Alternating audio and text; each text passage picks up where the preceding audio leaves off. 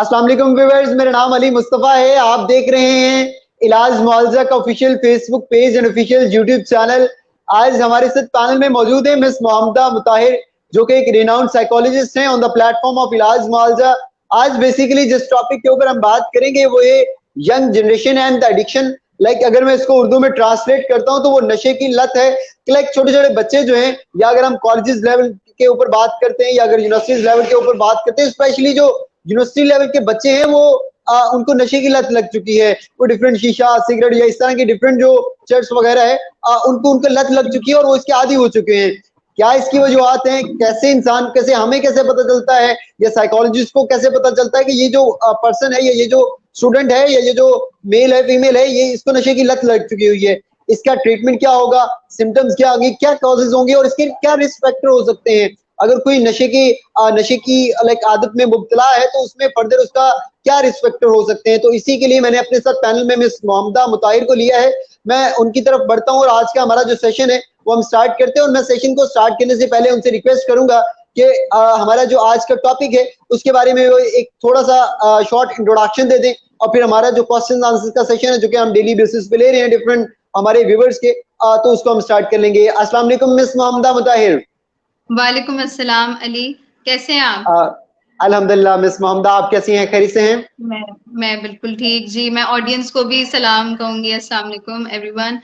तो टॉपिक का आप कह रहे थे, थोड़ा सा इंट्रो दे दें जी, कि आप टॉपिक इंट्रोडक्शन दे दें तो फिर हम इसको प्रॉपर स्टार्ट कर लेते हैं। जी जी, बेसिकली ये है कि आजकल जो है ना वो एडिक्शन बहुत ज्यादा कॉमन हो गई है यंग जनरेशन में स्पेशली, और पहले के तो हमारे जो आबाओ अजदाद हैं वो तो करते ही आ रहे हैं।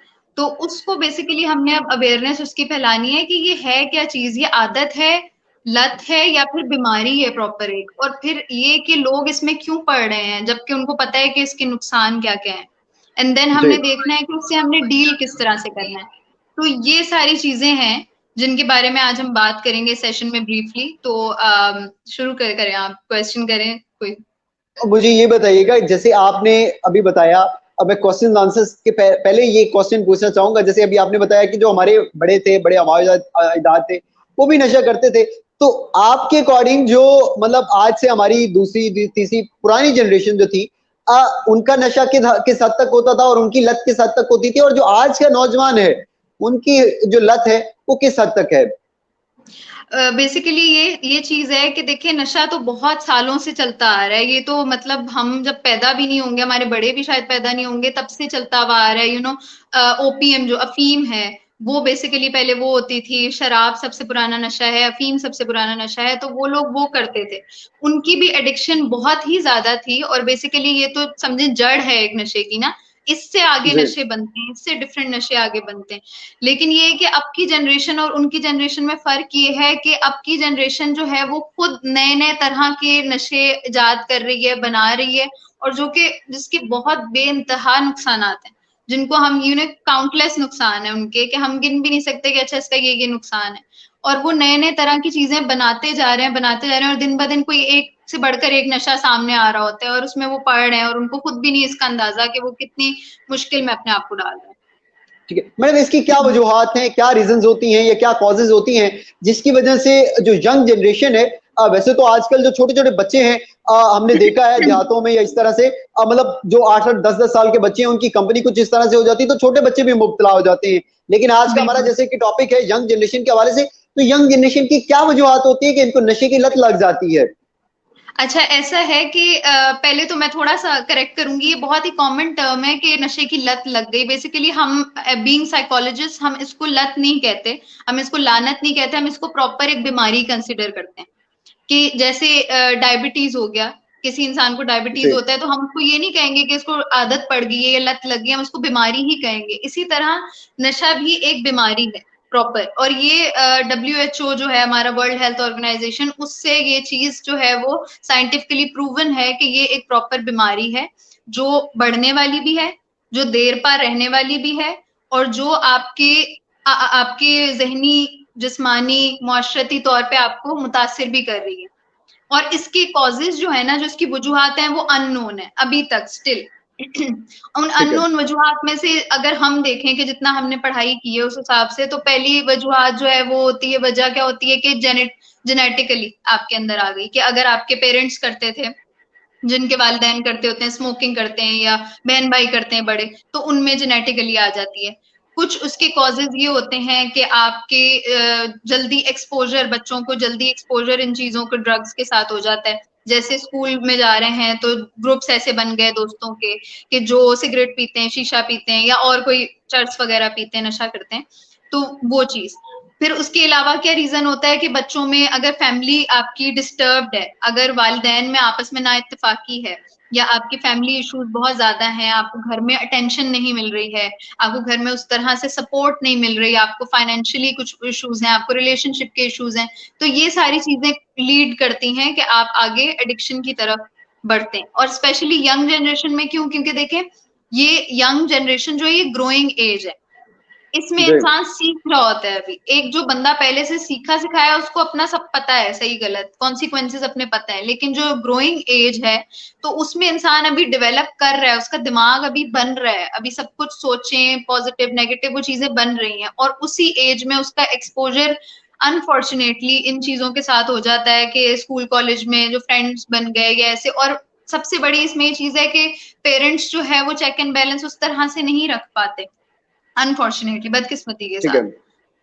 ठीक है मैडम, जैसे कि आपने बताया मेरे व्यूवर्स को कि ये जेनेटिक में भी ट्रांसफर हो जाता है जो नशे की लत है, तो लाइक जैसे एक तो बीमारी होती है डायबिटीज बीमारी है, तो diabetes like genetic to genetic चल जाती है, लेकिन जो नशे की लत है या नशे की बीमारी है, ये क्या उस तरह से same as it is like genetic में ट्रांसफर होती है? ये देखा देखी कि वालिद ने पिया या दादा ने पिया सिगरेट पिया या कुछ उसने चर्च पिया या इस तरह से, तो फिर आगे बच्चे भी और आगे पोते भी ये इस तरह से जेनेटिक में ट्रांसफर होती है, लाइक देखा देखी ट्रांसफर होती है ये?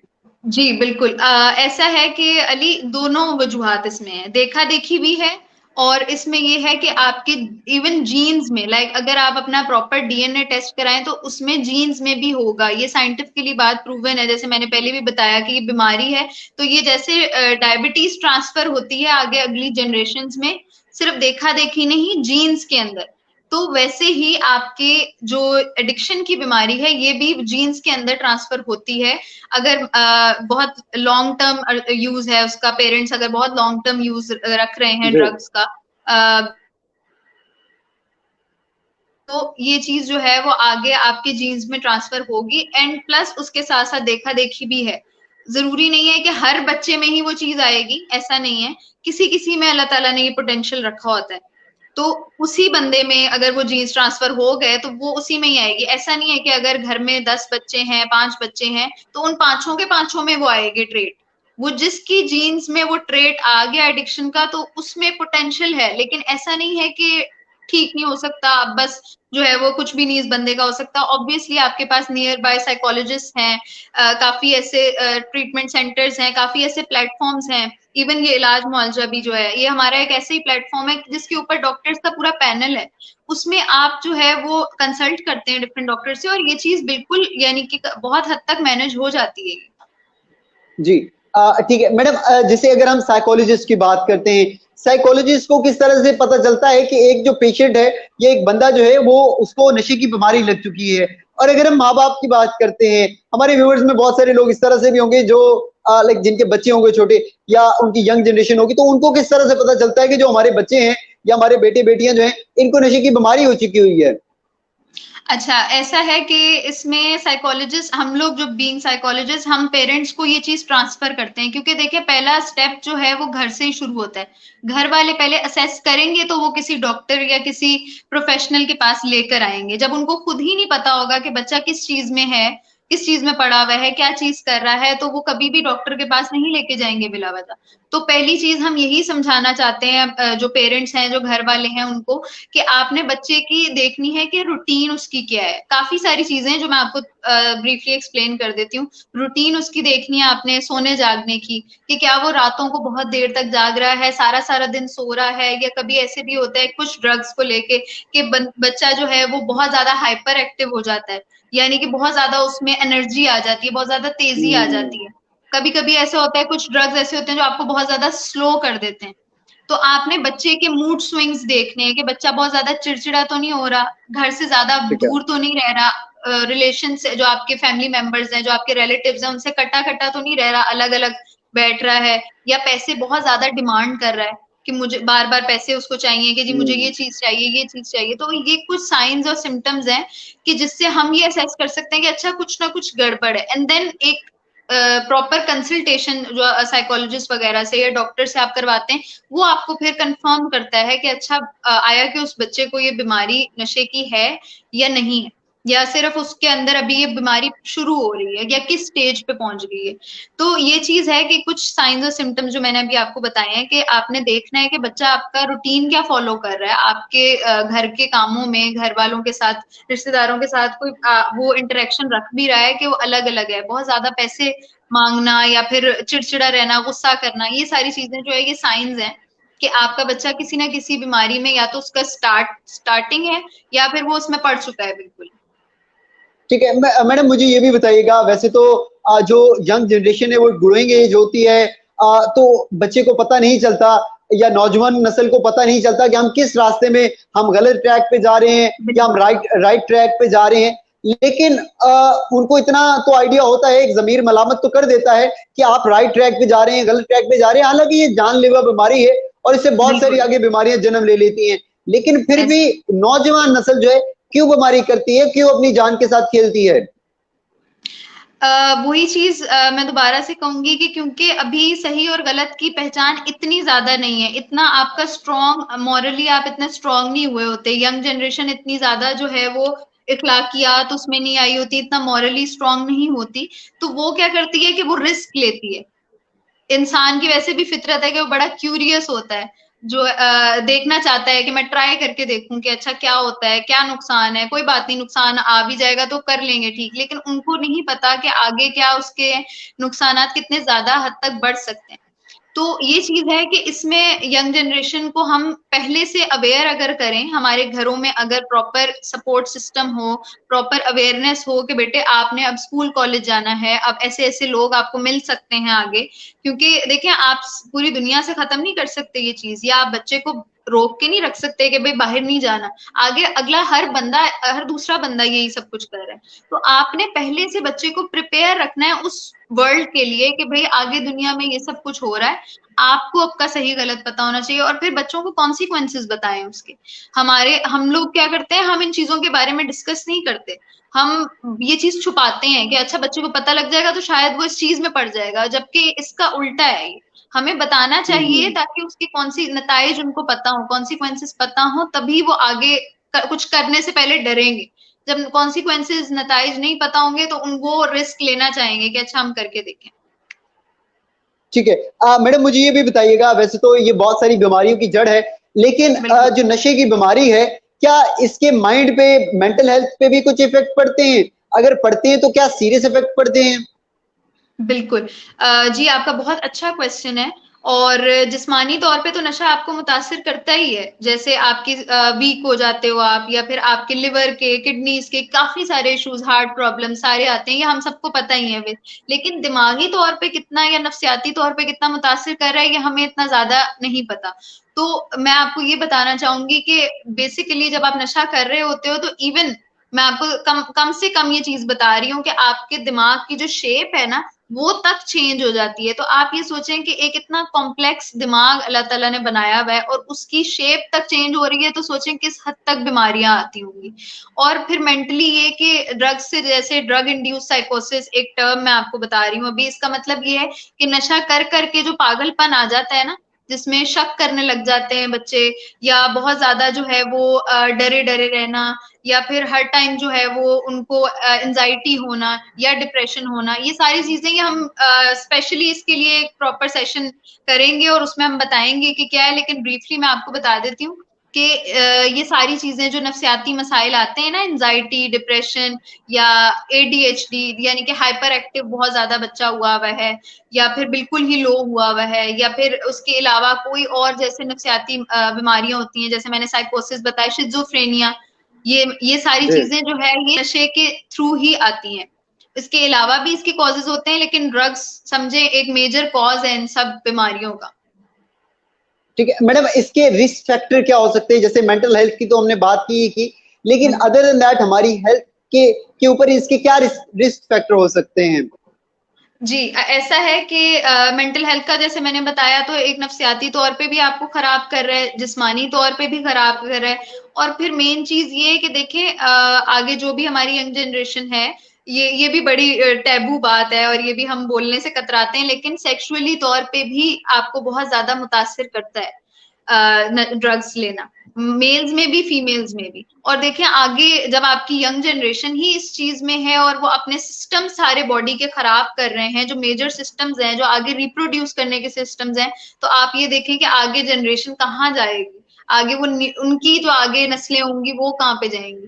फिर दूसरी चीज ये है कि आपको माशरती तौर पे भी, ये देखिए एक माशरती बुराई है बेसिकली, तो आपको जी। माशरती तौर पे मुतासिर करिए। यंग बच्चे अब घर से पैसे नहीं मिल रहे, सख्ती हो रही है, चोरी वगैरह में पड़ गए, चीजें हम्म। चुरा रहे हैं। हमारे पास ऐसे केसेस आते हैं अली, इतने ज्यादा केसेस आते हैं जो बच्चे बहुत अच्छी फैमिलीज से होते हैं, लेकिन ये कि वो क्योंकि घर वाले रोक टोक करते हैं कि अच्छा नशे में ना पैसे बिल्कुल। उड़ा दें, तो वो चोरियां करना शुरू कर देते हैं, बट छोटी छोटी चीजों की, और वो एम ही मतलब अपने आप को चोर उन्होंने बनाया हुआ है सिर्फ अपना नशा पूरा करने के लिए। फिर नशा ये कि पूरा करने लोग के लिए। आप, बिल्कुल, फिर लोग आपसे जो है वो कट ऑफ करना शुरू कर देते हैं। ऑब्वियसली जब आप कर रहे होगे तो जो अच्छे आपके दोस्त होंगे वो तो आपको छोड़ के चले जाएंगे ना। तो ये सारे रिस्क फैक्टर्स हैं कि देखें मेंटली, फिजिकली, जो सोशली, इवन स्पिरिचुअली भी, अगर हम जो है वो ये बात करें कि आप दीनी तौर पे स्ट्रांग नहीं रहते उतने जब आप इन चीजों में पड़ जी। जाते हो, आप बहुत ज्यादा दीन से दूर हो जाते हैं, तो फिर सारी चीजें जो है ना वो साथ साथ ही चल रही होती हैं इसके। तो ये सारे रिस्क फैक्टर्स, और यंग जनरेशन स्पेशली जब ऐसे करेगी तो हमारा जो है आगे सारा निजाम उन्होंने ही चलाना है। वो ही जब इन एग्जैक्टली। चीजों में होंगे तो आप ये देखें कि ना वो पढ़ाई कर सकेंगे सही से, पढ़ाई भी छोड़ देते हैं क्योंकि पढ़ा नहीं जाता ऑब्वियसली, और ना वो कुछ बन एग्जैक्टली। पाते हैं, ना आगे कोई अच्छी लाइफ गुजार पाते हैं। ठीक है मैडम, आपने बड़ी जबरदस्त तरीके से मेरे व्यूवर्स को बताया लाइक क्या इसके कॉन्सिक्वेंसेस, क्या इसके रिस्क फैक्टर हो सकते हैं। वैसे भी डेफिनेटली जब इंसान छोटा सा नशा करता है, छोटी सी सिगरेट से आगे फिर चर्च पे, और चर्च से आगे शराब पे, खुदा ना खास्ता, और फिर आगे डिफरेंट जो नशे की लत है वो इंसान को लग जाती है। और आजकल तो वैसे ही जो शीशा है या इस तरह की जो लाइक नशा है वो बहुत ज्यादा आम हो गया है, जगह जगह पे बिक बिल्कुल रहा है, और मतलब कॉमन हो गई है ये चीजें। और जो नौजवान नस्ल है वो इसको पीने में फख्र महसूस करती है। अगर मैं शीशे बिल्कुल की बात बिल्कुल। करता हूँ तो उसको वो रिंग निकालने में फख्र महसूस करते हैं कि जी मुझे तो बड़ा अच्छा शीशा पीना आता है। मैं ऐसे ही है। अपने सेशन को आगे बढ़ाऊंगा। मुझे ये बताइएगा, अगर किसी भी नौजवान को ये एक नसीहत आ गई है, या उसको उसके माइंड में कोई अच्छाई आ गई कि मुझे अब जो नशा है वो छोड़ देना चाहिए, अगर उसने नशा छोड़ना है या उसके वालिदैन उससे चाह रहे हैं कि हमारा बच्चा जो है, हमारी बच्ची जो है वो नशे को छोड़ दे, तो उसके लिए क्या एहतियाती तदाबीर इख्तियार की जा सकती हैं कि नशे को छोड़ा जा सके? अच्छा मैं इन शॉर्ट आपको बताती हूँ कि पहली चीज तो ये कि जो जो मैंने जैसे हमने पहले क्वेश्चन आंसर किया कि माँ बाप पहले से देखें कि ये साइंस उस बच्चे में है कि नहीं। उसके अलावा एहतियाती तदाबीर ये है कि आप बच्चों को इमोशनली घर में ही इतनी सपोर्ट प्रोवाइड करें कि उनको दूसरों के पास जाके कोई चीजें सीखने का मौका ही ना मिले। प्लस अब ये देखें आपके एक बच्चा अगर दोस्तों से सीख रहा है सिगरेट पीना या शीशा पीना या कुछ, तो इसका मतलब उसको घर में उतनी अटेंशन नहीं मिल रही, उसकी सेल्फ एस्टीम इतनी हाई नहीं है कि वो घर वाले उसकी उतनी नहीं सुन रहे, उसको अटेंशन इतनी नहीं मिल रही जो वो दूसरों के पास जा रहा है ऐसे ही जी। अपनी बात मनवाने के लिए। तो ये चीज है बिल्कुल। कि आप घर में पहले अपना ये कनेक्शन बच्चों के साथ बहुत स्ट्रांग रखें। ये मैं सजेस्ट नहीं करती बिल्कुल भी कि बच्चों पे बहुत ज्यादा बिला वजह की पाबंदियां हों, पाबंदी रखें, उनका एक स्केड्यूल हो, हर चीज हो, लेकिन ये कि उनको थोड़ा सा जो है वो फ्री हैंड भी दें, ताकि वो आप पर ट्रस्ट करते हुए और अपने खुद मुख्तार बने, इतने अपने आप पे ट्रस्ट करते हुए वो ये करें। जितनी रोक टोक आप बच्चों को करेंगे उतना ही वो इस चीज में जाएंगे। तो प्रॉपर चेक एंड बैलेंस जब होता है ना, तो उसमें बच्चों को डर भी होता है और आगे उनको ये भी होता है कि अच्छा हमने जवाब देना है घर जाके, और उनको ये भी होता है कि घर वाले ट्रस्ट करते हैं। ये चीज, बाकी इसके अलावा ये कि देखें बच्चों के फ्रेंड्स कैसे हैं, बच्चों के जिन गैदरिंग में वो बैठ रहे हैं उनको जाके कंपनी देखें कि बहुत ज्यादा भाई, इंपॉर्टेंट है। बिल्कुल बिल्कुल। और बच्चे ज्यादातर क्योंकि घर पे रहना नहीं पसंद करते, बाहर दोस्तों में घूमना फिरना, तो ये चीज देखें कि उनकी गैदरिंग कैसी है, उनकी गैदरिंग में कोई अगर एक बंदा भी सिगरेट या कुछ पी रहा है तो इसका मतलब बच्चे के भी रिस्क फैक्टर है कि वो भी पी सकता है। तो आपने उनकी गैदरिंग चेंज करवानी है। फिर आपने ये देखना है कि वो उसकी सोने जागने की रूटीन क्या है, वो अपनी हाइजीन का कितना, सफाई सुथराई का कितना ख्याल कर रहा है। तो ये सारी चीजें हैं। और सबसे बढ़कर ये कि फिर आप जो है वो, अगर आपको जरा सी भी कोई चीज महसूस हो रही है कि इसमें गड़बड़ है, तो आप फिर डॉक्टर्स के पास या साइकोलॉजिस्ट के पास, साइकेट्रिस्ट, बहुत ऑप्शंस हैं अब तो हमारे पास, तो उनके पास लेकर जाएं और फिर उनसे जो है वो कंसल्ट करवाएं। थेरेपी सेशंस होते हैं बहुत ज्यादा। अब जैसे हम लोग साइकोलॉजिस्ट हैं, हम थेरेपी सेशंस पूरे कंडक्ट करते हैं। डॉक्टर्स हैं, वो उसको वैसे तिब्बी मुआयना उसका करेगा कि उसको किसी और चीज की जरूरत तो नहीं, ये सारी चीजें हैं। तो अब तो हमारे पास बहुत ज्यादा सपोर्ट मौजूद है, ऐसे प्लेटफॉर्म्स बहुत मौजूद हैं कि जहाँ पे डॉक्टर्स हैं, साइकोलॉजिस्ट हैं, साइकेट्रिस्ट हैं जो हेल्प करने के लिए रेडी हैं। तो ये ठीक है। चीज है कि एहतियाती तदाबीर के साथ साथ आप ये देखें कि उनको किसी प्रोफेशनल हेल्प की जरूरत भी है। ठीक है मैडम, ये आपने बड़ा अच्छा पॉइंट रेज किया कि जो उनकी कंपनी है, बच्चों के जो फ्रेंड्स हैं, उनका आप मुआयना करें कि क्या बच्चों के जो फ्रेंड्स हैं, आपके बच्चों के जो फ्रेंड्स हैं, क्या उनको तो नशे की बीमारी नहीं, या वो तो नशे के आदी नहीं है। अगर तो उनके वो नशे के आदी हैं तो अंडरस्टूड बात है, क्योंकि वो कहा जाता है कि आप 10 दिन किसी के पास बैठते हैं तो 11वें दिन जो है वो आपको उस कंपनी का मतलब इफेक्ट पड़ने लग जाता है। अगर वो नशेई है तो आप भी नशेई बनना शुरू हो जाते हैं। आप पहले जो है, अगर वो लोग डेली की 1 सिगरेट पीते तो आप हफ्ते में पहले एक सिगरेट पीना स्टार्ट करते हैं, और आफ्टर दैट जो है वो आप फिर उनसे ज्यादा जो है वो सिगरेट पीना स्टार्ट कर देते हैं, क्योंकि ये एक कंपनी जो है वो लाइक कंपनी जो है वो दूसरे पर्सन पे बहुत ज्यादा इफेक्ट करती है। मैं अपने सेशन को आगे बढ़ाऊंगा, मुझे ये भी बताइएगा कि क्या ये जो बीमारी है, नशे की बीमारी है, क्या इसको तंदुरुस्त किया जाए, मतलब इसका कोई इलाज है? जी बिल्कुल। अच्छा ऐसा है अली कि अनफॉर्चुनेटली ये मुकम्मल तौर पे ऐसे नहीं, मैं मतलब डराना नहीं चाह रही ऑडियंस को ऐसे, लेकिन ये कि जैसे हमारे पास डायबिटीज का अगर कोई पेशेंट होगा तो हम उसको दवाई देके उसकी डायबिटीज कंट्रोल कर लेंगे, मैनेज कर लेंगे, लेकिन ऐसा नहीं होगा कि हम कहेंगे कि उसका डायबिटीज खत्म हो गया, ऐसा नहीं है। जी। तो इसी तरह नशे की जो बीमारी है ना, उसके साथ ऐसा है कि आप उसको मैनेज कर सकते हैं, आप उसको कंप्लीटली ट्रीट नहीं कर सकते। और कई लोग हमारे पास काफी ऐसे केसेस हैं कि जो 25-25 साल तक उन्होंने नशा छोड़े रखा और बहुत सालों तक उन्होंने छोड़ दिया, यानी कि केसेस मौजूद हैं जो सक्सेसफुल हैं। तो इसका मतलब ये कि ठीक है। छोड़ा जा सकता है और आप उसके बगैर रह सकते हैं। अब उसमें ये चीज आ जाती है कि आपने उसको मैनेज किस तरह करना है, और मैनेज घर पे नहीं पहले तो हो सकता। डायरेक्टली आप ये नहीं कर सकते कि मैं घर पे वालदैन शुरू कर दे मैनेज करना, आपको किसी ना किसी से गाइडेंस की जरूरत है, और वो भी प्रोफेशनल गाइडेंस की। प्रोफेशनल ठीक है। गाइडेंस में आ जाते हैं हमारे साइकोलॉजिस्ट, साइकेट्रिस्ट, डॉक्टर्स, ये लोग आ जाते हैं। आपने इनसे कंसल्ट करना है और फिर आपने देखना है कि वो आपको क्या चीज सिखा रहे हैं। बच्चे के थेरेपी सेशंस होंगे, काउंसलिंग सेशंस होंगे, उसको अवेयरनेस दी जाएगी, मेडिकेशन भी चलती है कई लोगों में अगर जरूरत पड़े तो, कुछ लोगों में थोड़ी लॉन्ग टर्म मेडिकेशन भी चलती है। तो ये सारी चीजें हैं, तब जाके ये चीज मैनेज होती है। और उसके बाद ये है कि आपको घर का माहौल चेंज करना पड़ता है। जो पहले आप गलतियां करते आ रहे हैं बच्चों को लेके, या तो बहुत ज्यादा सख्ती या बहुत ज्यादा खुली छूट, तो ये सारी चीजें आपको चेंज करनी पड़ती हैं with the help of proper team, जो आपको गाइड करेगी कि अब घर पे आपने कैसे रहना है बच्चे के साथ। तो हम लोग अपने ठीक है। जो ट्रीट करते हैं पेशेंट्स, उसमें यही सिखाते हैं कि आप फैमिली को भी, फैमिली सेशंस होते हैं बाकायदा, उसमें हम समझाते हैं कि आपने फैमिली ने एज अ मतलब होल कैसे रहना है बच्चे के साथ।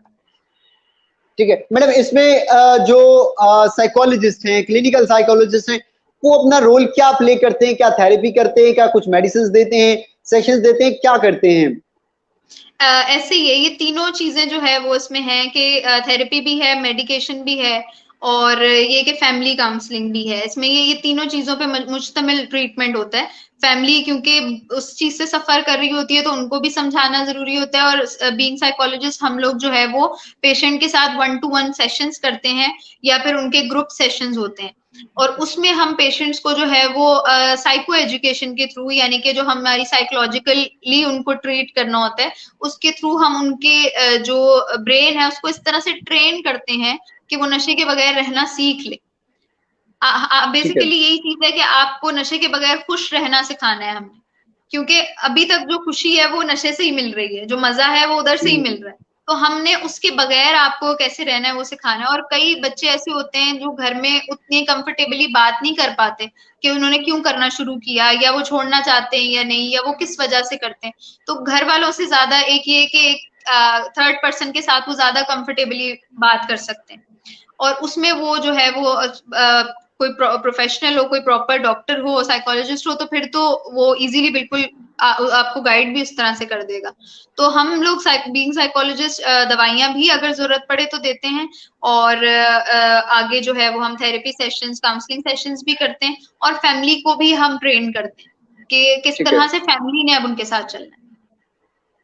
ठीक मैडम, हमारा वैसे तो बड़ी डिटेल डिस्कशन हो गई, लेकिन हमारे एक व्यूअर का क्वेश्चन है कि जो सिगरेट है उसको किस तरह से, मतलब उसका जो नशा है उसको किस तरह से खत्म किया जा सकता है? आप एक शॉर्ट सा नोट दीजिएगा तो फिर उसके बाद हमारा सेशन एंड हो जाएगा। जी ठीक है। अच्छा, ऐसा है कि cigarette basically gateway of drugs है। जब आप सिगरेट पी रहे होते हैं या आप उससे पहले कोई शीशा या कुछ कर रहे हैं, या सिर्फ सादा सिगरेट भी बेसिकली सादा नहीं होता, उसके अंदर 3000 समथिंग निकोटीन्स होती हैं। तो सोचें कि आप सिगरेट पी रहे हैं और हम लोग उसको बड़े आम टर्म में कहते हैं तो सादा सिगरेट है, इससे तो कोई नशा नहीं है, लेकिन इसी से ही आगे जो है ना वो सारे नशे शुरू होते हैं।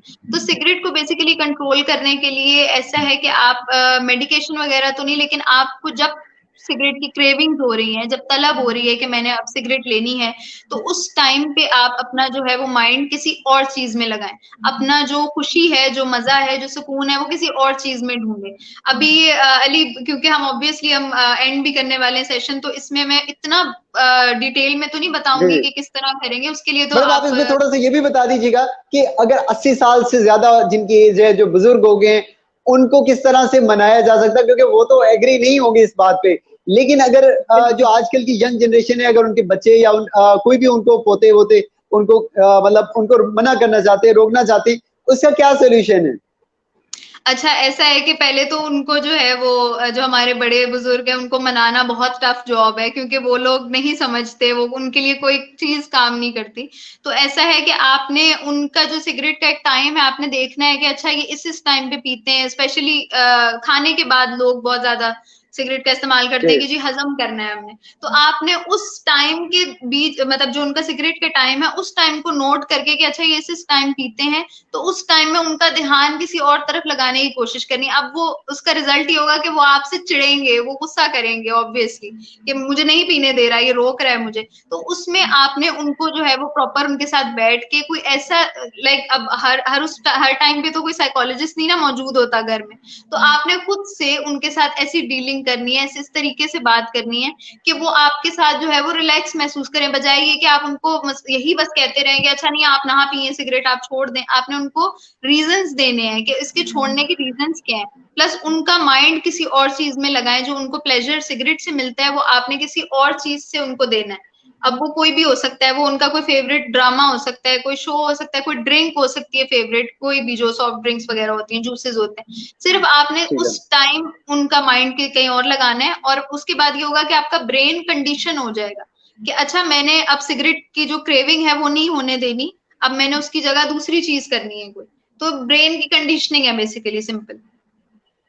ठीक है madam, Mohammada Mutahir, I am really grateful to you कि आपने मेरे व्यूअर्स को बड़े जबरदस्त तरीके से बताया कि किस तरह से इसको छोड़ा जा सकता है, क्या इसके रिस्क फैक्टर हैं और यंग जनरेशन के लिए कितना नुकसानदेह है अगर वो सिगरेट पीते हैं, मेंटल हेल्थ पे और मतलब दूसरी जो हेल्थ है उस पर बहुत ज्यादा ये इफेक्ट कर सकता है। I am really grateful to you, और मैं आपसे भी और अपने व्यूअर्स से भी इजाजत चाहूंगा। मुझे और मेरी टीम को दीजिए इजाजत। अल्लाह हाफिज। अल्लाह